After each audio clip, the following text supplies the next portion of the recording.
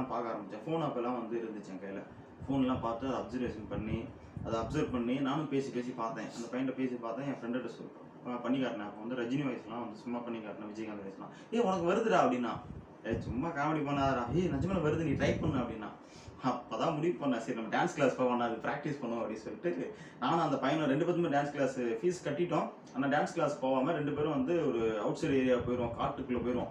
6 மணி 7 மணிக்கு ஆச்சுன்னா காட்டுக்குள்ளே போயிட்டு நைட்டு ஒரு 10-11 மணிக்கு கத்திட்டு கிடப்போம். பைத்தியக்கார மாதிரி கத்திட்டு கிடப்போம் 2 பேரும். அப்படி ப்ராக்டிஸ் பண்ணது தான் மிமிக்ரி. அந்த 1 இயரில் ஃபுல்லாக ப்ராக்டிஸ். ஒரு 6 மாதம் 7 மாதம் ப்ராக்டிஸ் பண்ணுறோம். வாடா கலக்க போகலாம்டா, நாமளும் போகலாம்டா. ஜி தமிழில் வந்து வருத்தப்பட வாழை சொன்ன ஷோ ஒன்று போச்சு, வாடா நம்ம போகலாம்டா அப்படிங்கிற. யாரும் தெரியாது, சென்னையில் யார் இருக்கா, எங்கே ஷோ நடக்குது, எங்கே ஆடிஷன் நடக்குது, எப்படி நம்ம போகணும் வரணும் எதுவுமே தெரியாது. ஏன்னா முன்ன சென்னைக்கே வந்தது கிடையாது. சென்னை எந்த பக்கத்து எந்த திசையில் இருக்குன்னே தெரியாது. ஒரு நம்பிக்கை. என் ஃப்ரெண்டை கூப்பிட்றேன், நான் வரல அப்படின்ட்டான். எனக்கு வந்து ஒரு விஷயம் பண்ணணும்னா அது பயங்கரமாக